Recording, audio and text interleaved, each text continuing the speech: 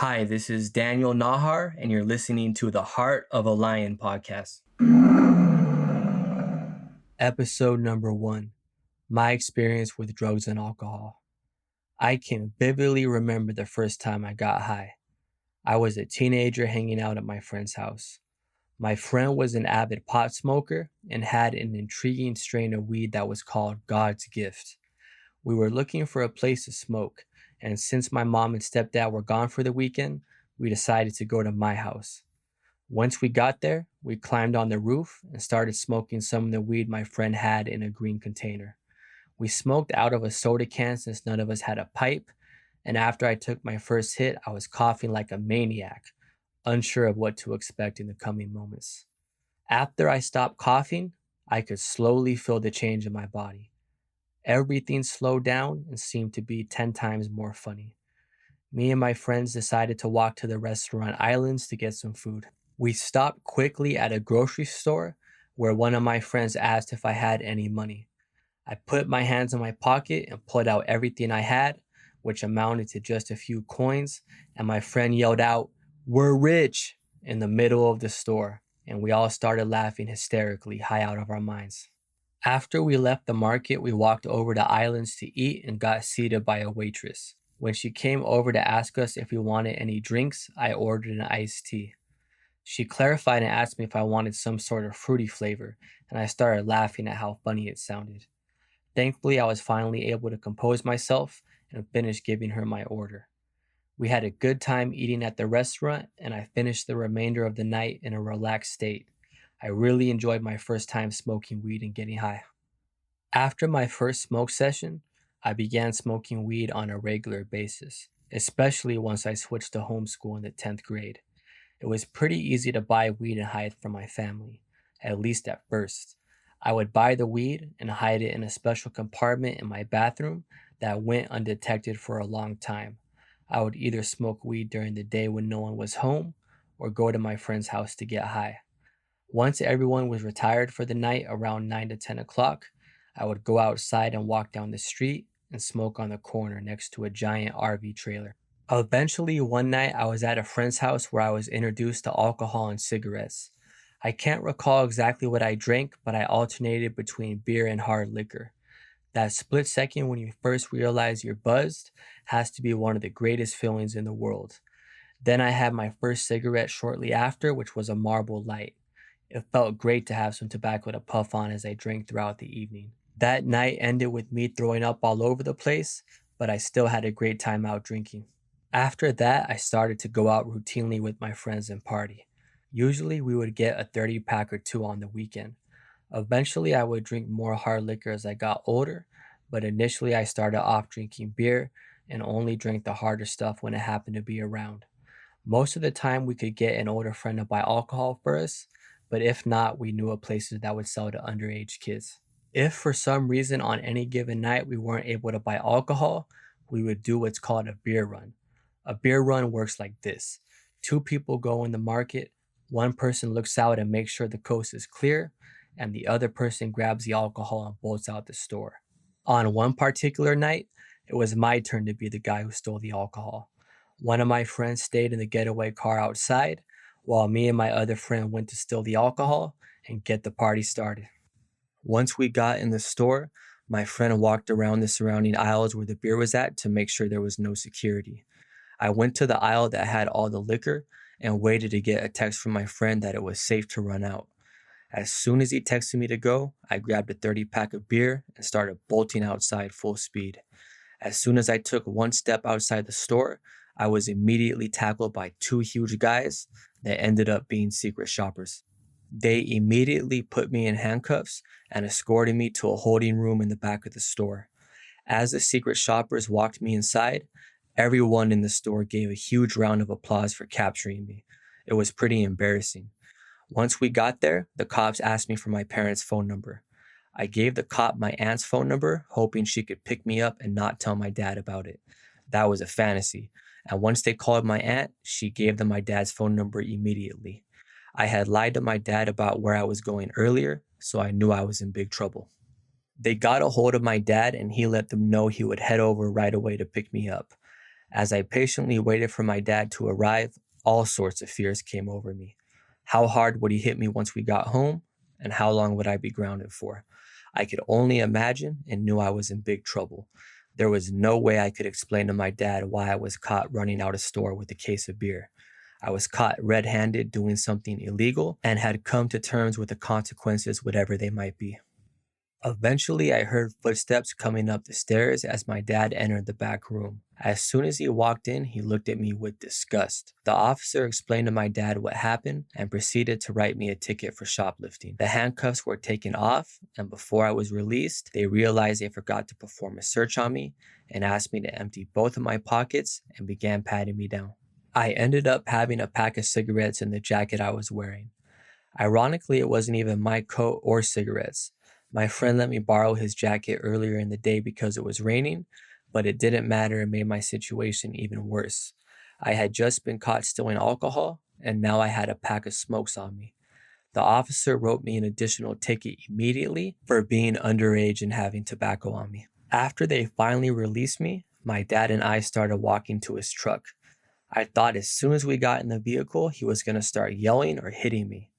Thankfully, he just started yelling, and after what seemed like forever, he stopped and got out of his truck and walked forward until he disappeared into the darkness of the night. I got out of his truck and called my friends to pick me up since I didn't want to go back home and deal with the wrath of my dad. As soon as they picked me up, we talked about the failed attempt and disappointment of me getting caught, even though I was the only one who had to deal with the consequences. We decided to make the most of the rest of the night and go out and party. We first stopped at a 7-Eleven to buy another pack of cigarettes to replace the ones taken by the police. We then went and partied for the rest of the night. I ended up staying at my friend's house for the weekend since I was too scared to go back home. I decided I would go back to my house on Sunday. The next day, I woke up and hung out with my friends for the majority of the day. Later that night, we went to another party. This time, we were outside waiting for it to start, and some guys dressed up in normal clothes walked up to us and said, "Undercover cop, get against the wall." They started performing a search on me and found a pack of cigarettes. This time they were mine, and I was given another ticket for underage tobacco possession. This time they didn't call my dad or arrest me, but I still got another ticket I would eventually have to deal with. I started getting into a lot of trouble when I began developing more of a social life and spent less and less time at home and more time out on the weekends. My family often told me I couldn't go out, but I disobeyed them and went out anyways.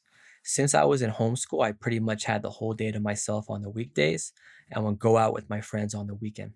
In order to fund all my vices, I worked for my stepdad as an assistant janitor and as a data entry clerk for my aunt's husband's doctor's office.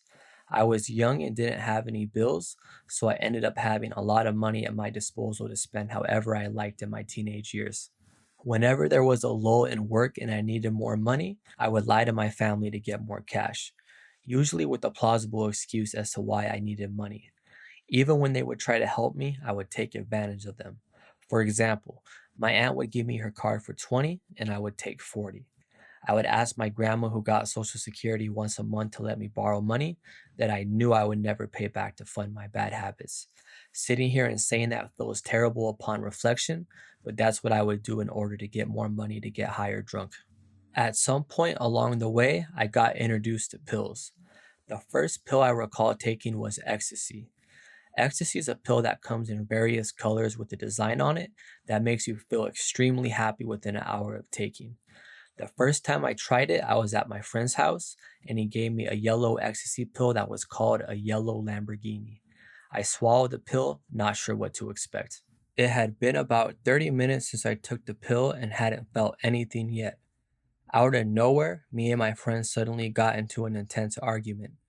While I was yelling at my friend, all of a sudden I felt my anger disappear. Suddenly I got apologetic to my friend and felt a surge of happiness and joy enter my body. I apologized to my friend for getting so mad and told him that he meant a lot to me. At that point, I could feel the ecstasy in my system, and boy, did it feel good. The friend I was hanging out with had to leave and go somewhere, so I called another friend who lived nearby and invited me to come over and hang out. He didn't live too far from where I was at, so I started walking over to his house. It was a bright sunny day, and it felt so good to have the sun rays reflect on my body. Every thought that entered my mind was positive as I headed over to my friend's house feeling like $1,000,000. When I finally arrived at my friend's house, I let them know I took ecstasy for the first time. They asked me how I was feeling and were extra accommodating to make sure I was nice and comfortable. My friends pulled out some weed to smoke and we relaxed outside for a bit. We decided to leave the house after hanging out for a while and got in my friend's car and started driving around. Once we got in the car, the radio started playing and Toxicity by System of a Down came on, and the music and instrumentation sounded amazing and took my high to an even higher level. We drove through Carl's Jr., and one of my friends suggested I get an orange juice. I drank it and it tasted incredible. I was having the time of my life and spent the rest of the day partying. Ecstasy is a drug that puts you in a state of bliss and makes you feel perfect. Music sounds better, conversations seem so deep, and you appreciate everything going on around you. You do experience a hard crash the next day, but for those hours you're high, there's no comparable feeling. If only us humans could feel like that all the time without having to take a drug to make us feel that way. I ended up taking ecstasy more regularly, and at one point went on a binge where I took 10 ecstasy pills in one day. My friend had a family member who was a major ecstasy dealer and stole a bottle from him that was filled with ecstasy pills. We spent the whole day taking ecstasy from morning to night, walking around the mall during Christmas time when they had all the holiday lights set up and were playing Christmas music. Every hour or so, we would take another pill to keep our high going. We would buy water to keep us hydrated and energized throughout the day. By the end of the day, we were completely drained from all the drug use and ended up crashing at my house. The next day, we got up and my friend left to go home. Shortly after, my family came to me with a small bag that had a mix of ecstasy and Xanax in it. I guess while my friend was sleeping, the bag of drugs fell out of his pants and they found it on our living room floor. I explained to them it wasn't mine, but it was a tough story to sell. They ended up giving it to my mom, who took it to a police station where they tested it and informed my mom of the type of drugs they were. It wasn't a good situation, and it definitely was a bad look for me. On top of that happening, in the following days of this huge ecstasy binge, I felt extremely drained from all the pills I had taken. I reached out to my sister to take me to a hospital because I felt like something wasn't right in my body. I asked her to keep it confidential, and she agreed she wouldn't tell anyone in our family. She took me to a hospital where the doctor said that everything looked fine, and they advised me to drink a lot of water and stay hydrated in the coming days.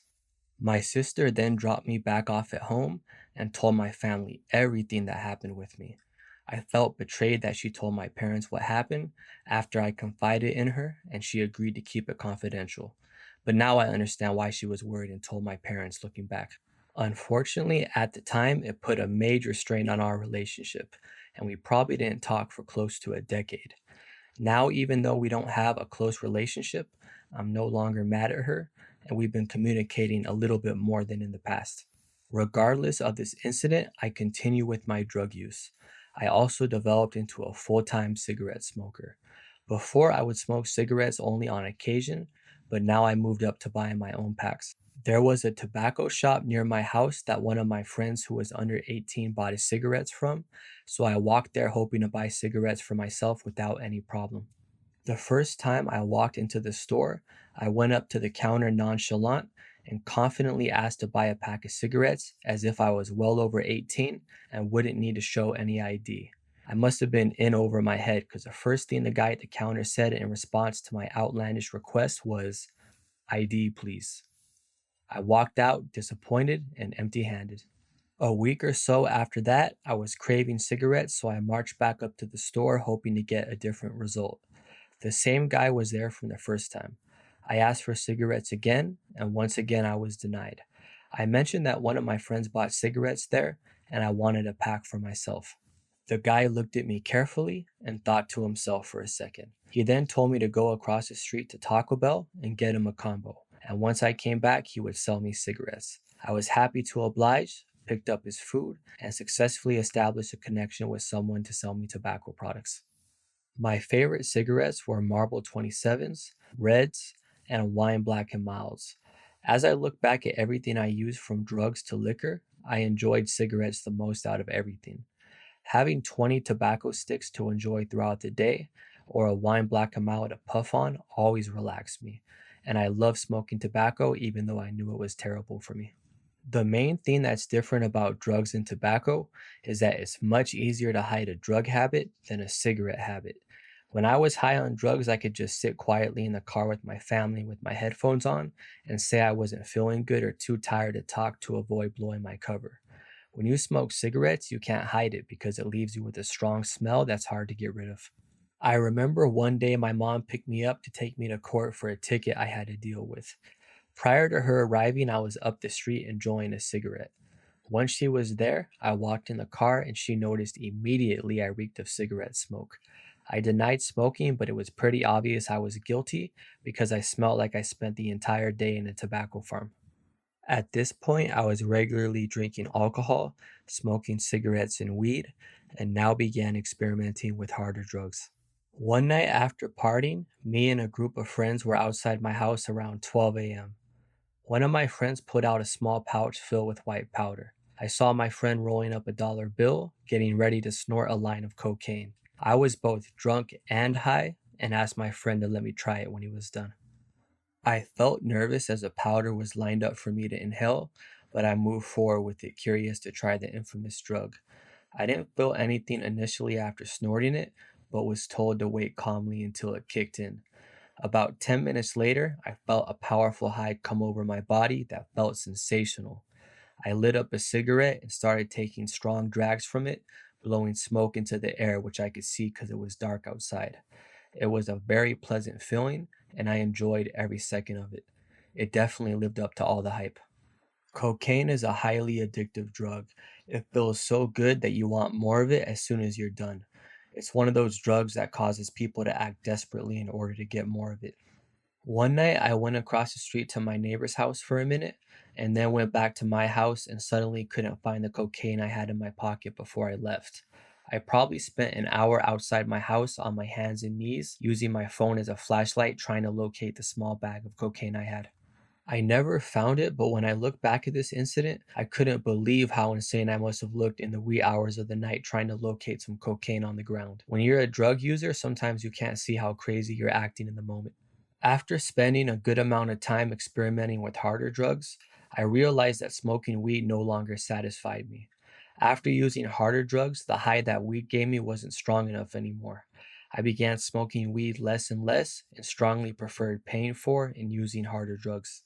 As underground rapper Necro said in his song I Need Drugs, as a young teen I started with marijuana, then graduated to coke because I needed something stronger. I started using Xanax around the same time I transitioned from homeschool back to regular school. One of my friends started selling Xanax, so I would meet up with him before school started and buy 2 Xanax bars, which was known as a perfect dose if you wanted to be high throughout the day. One time I was high off Xanax with my friends and we went to a 7-Eleven to get some cigarettes and alcohol. My friend told me when we walked in, I jumped on the side of the counter and started asking the clerk if he enjoyed his job and other random questions. When you take these pills, you lose control of yourself and do things that are out of character because you're way too relaxed, confident, and high. I started getting comfortable using drugs at school, even going as far as snorting cocaine in the bathroom stalls in between my classes. I would sit on the toilet and take my floater out and quickly do a line or two and leave. I never got caught, but one time an adult saw me and walked up to me and asked me why my eyes were so big. I got nervous and my heart sank. He walked into an office and I quickly left the area. The same adult saw me another time and walked up to me again to scan my eyes, but this time I wasn't high and my eyes looked normal, so he couldn't say anything. I didn't know it at the time, but looking back, these were warning signs that my usage was apparent not only to my family, but people outside my household. Eventually, I reached a point where I was high every day and losing my sense of time. I didn't know what day or month it was because I was in a nonstop cycle of using drugs and partying. I completely stopped listening to my family and developed a careless lifestyle where I was only concerned with getting high. One day I got home from a night of partying and my dad told me to pack my bags and get ready to move in with my mom. He said my behavior was out of control and I couldn't stay with him anymore. Once he dropped me off, I knocked on my mom's door and she opened it and called my dad and told him I couldn't live with her and to come pick me back up right away. I had turned into such a troubled teen that nobody wanted to deal with me anymore. There were times I wanted to quit and get my life on track, but was never able to for more than a week or two. Me and my friends would always proclaim that we were going to quit, but we all knew it would only last but for so long. When you're going out and partying with people and surrounded by drugs and liquor, it's going to be hard to abstain from it when everyone else is doing it and having a good time. Eventually, I ran into so much trouble, I knew I had to quit using drugs and drinking. One day, I made a decision I was going to stop cold turkey. It was difficult, but I knew it was time to finally address my problem. I had let everyone around me down, and it was time to get clean for good. Up until that decision, for a few years, I have been consistently drinking alcohol, smoking cigarettes, and had a cocktail of various drugs I would use. I quit everything abruptly, deciding to do it cold turkey, which means you're not going to stop gradually, but instead cease doing everything immediately. Since my body was used to consuming drugs and alcohol for a few years, my body reacted poorly to me quitting. Not only would I feel terrible and anxious throughout the day, I was unable to sleep at night, and the few hours I did sleep, I would have strange and unusual dreams. There were times I would be laying down and I felt like I couldn't breathe. My heart would be beating so fast I thought I was going to have a heart attack. It felt like I was having a seizure, and my arm would be shaking uncontrollably side to side. One of the things I would do to make me feel better was take hot showers. Something about the hot water touching my skin calmed me down and relieved me. There were times I took 3 to 4 showers a day. My family would ask me why I was taking so many showers, and it probably looked weird, but the hot water touching my skin made a man who felt insane feel sane temporarily. I was able to stay clean for a whole year, but like most users, ended up relapsing. My family had left town for the weekend, and I ended up having some old friends come over. Shamefully, within about 48 hours, I had relapsed on cigarettes, alcohol, cocaine, and weed. I re entered the same type of environment I was in before, and due to my lack of self control, indulged in the same substances I had promised myself I was done with. After this incident, I didn't use cocaine again, but I ended up drinking and smoking weed on and off for a while. One of the most embarrassing moments in my life came after a week of smoking weed and drinking every day. I hadn't taken a shower in a few days or even changed my clothes. Me and my cousin went to a marijuana dispensary to pick up our daily supply of weed. I was embarrassed walking in because I had the same clothes on as the other day when I came in, and I felt like a complete and total bum. I had been eating unhealthy and really not taking care of myself. I heard a noise on the ground when I was walking in. I looked down and both of my shoelaces were untied, flapping against the ground. Here I was, a grown man who hadn't showered or shaved in days, wearing the same exact outfit as the last time I came in, and not just one, but both of my shoelaces were untied. At that moment, I realized I was a huge mess.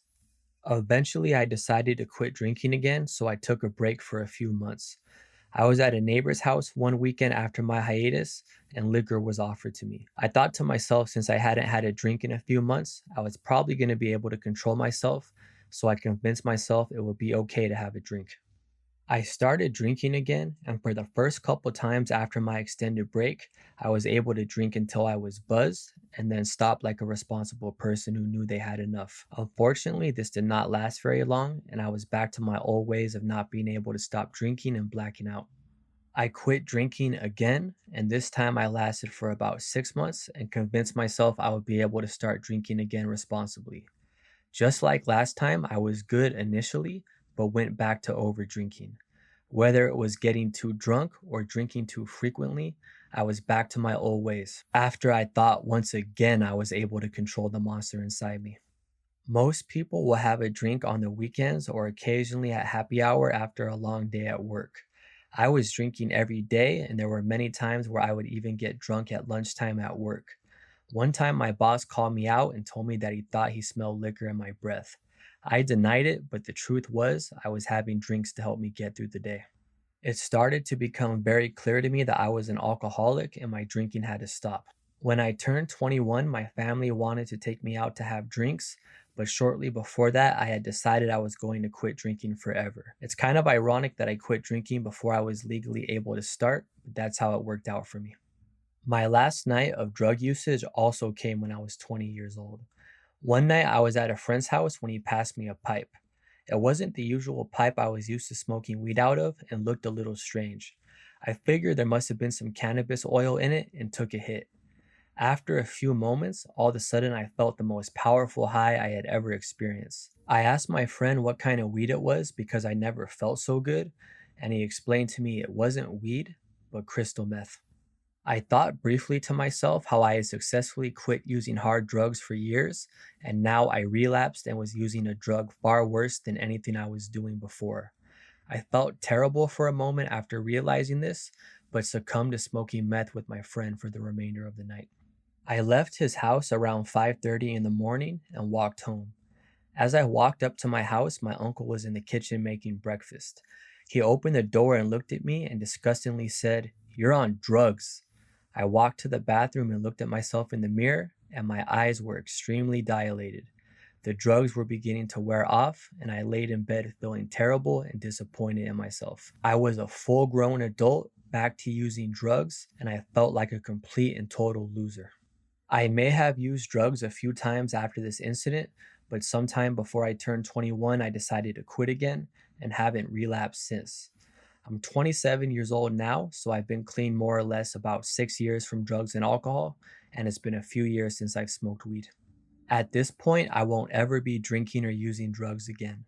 I'm fully aware that I have an addictive personality and can't afford to ever consume these substances again. It's been hard at times, but I know it's what's best for me after all these failures. Quitting drugs has been easy, but drinking is still challenging because it's such a big part of our society. Everywhere you go, it seems like people drink, and not everyone is understanding to your decision to remain sober. Most people will respect you when you mention that you don't drink, but if they don't, I just say I'm an alcoholic. That shuts everyone up instantly. It would be like a guy asking a girl on a date and she tells him that she's a lesbian. Nothing more needs to be said after that. These days, I don't go out and party and prefer not to be anywhere around these vices. Not because I can't control myself, but because it doesn't make sense to put myself around things that have previously helped destroy me. A thief shouldn't hang out at a bank, a person with a porn addiction shouldn't be on Pornhub, and an alcoholic shouldn't be at a bar. It just doesn't make any sense to put yourself in environments that might trigger the habit you're trying to end. When I look back at my drug and alcohol usage, I can clearly see it caused nothing but problems for me and my family.